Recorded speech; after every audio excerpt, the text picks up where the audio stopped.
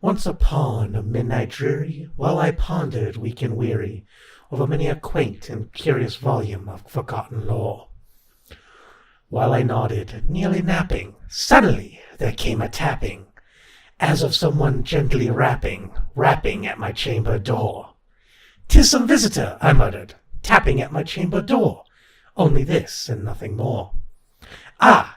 Distinctly I remember. It was in the bleak December, and each separate dying ember wrought its ghost upon the floor.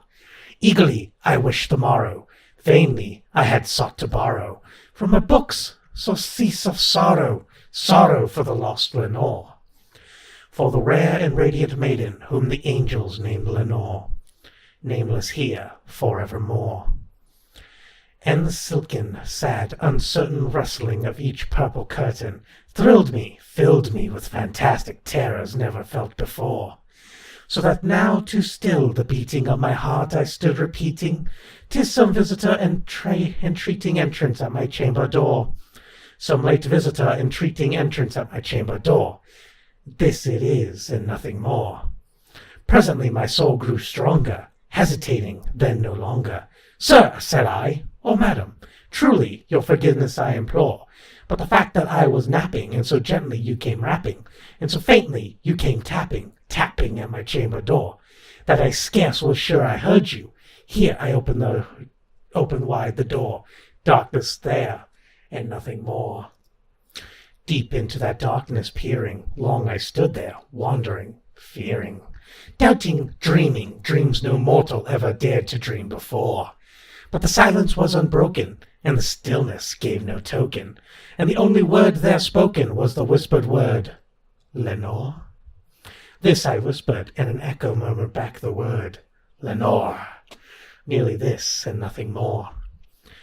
Back into the chamber turning, all my soul within me burning, soon again I heard a tapping, somewhat louder than before. "Surely," said I, "surely that it is someone at my window lattice. Let me see, then, what thereat is, and this mystery explore. Let my heart be still a moment, and this mystery explore. 'Tis the wind, and nothing more." Once here I flung the shutter, then, with many a flirt and flutter, in there stepped a stately raven of the saintly days of yore. Not the least obeisance made he, not a minute stopped or stayed he, but, with mien of lord or lady, perched above my chamber door, perched upon a bust of Pallas, just above my chamber door, perched and sat in nothing more.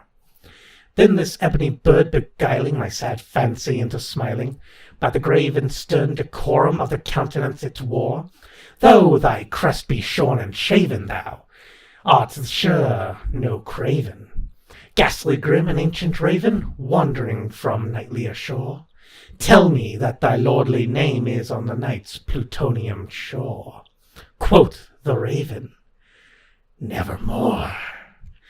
Much I marvelled this ungainly fowl to hear discourse so plainly, though its answers little remaining, little relevancy bore. For we cannot help agreeing that no living human being ever yet has blessed with seeing a bird above his chamber door, bird or beast upon a sculptured bust above his chamber door, with such a name as Nevermore. But the raven, sitting lonely on the placid bust, spoke only that one word, as if his soul in that one word he did outpour. Nothing farther than he uttered, not a feather then he fluttered, till I scarcely more than muttered, "Other friends have flown before. On the morrow he will leave me, as my hopes have flown before." Then the bird said, "Nevermore." Startled at the stillness broken by a reply so aptly spoken, "Doubtless," said I, "what it utters is its only stock and store, caught from unhappy master, whom unmerciful disaster followed fast and followed faster, till his songs one burden bore, till the dirges of his hope that melancholy burden bore, of never, nevermore." But the raven still beguiling all my fancy into smiling, straight I wheeled a cushioned seat in front of bird and bust and door. Then upon the velvet sinking, I betook myself to linking, fancy into fancy, thinking that this ominous bird of yore, that this grim, ungainly, ghastly, gaunt, and ominous bird of yore, meant in croaking, nevermore. This I sat engaged in guessing, but no syllable expressing, to the fowl whose fiery eyes now burned into my bosom's core.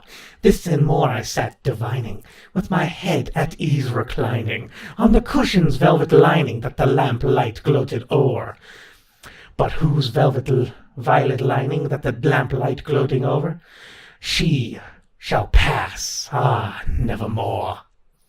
Then methought that the air grew denser, perfumed with an unseen censer, swung by seraphim whose footfalls tinkled on the tufted floor. Wretched, I cried, thy God hath lent thee, by these angels he hath sent thee, respite in Nephilim from thy memories of Lenore. Quaff, oh quaff this kind neftine, and forget this lost Lenore. Quoth the raven, nevermore.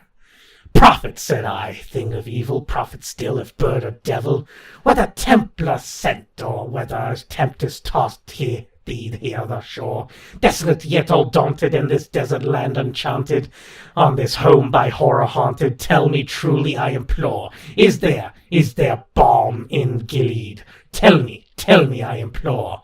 Quoth the raven, nevermore.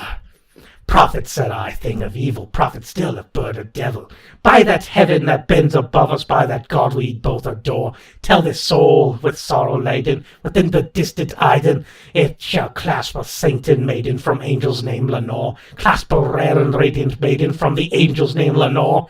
Quoth the raven, nevermore.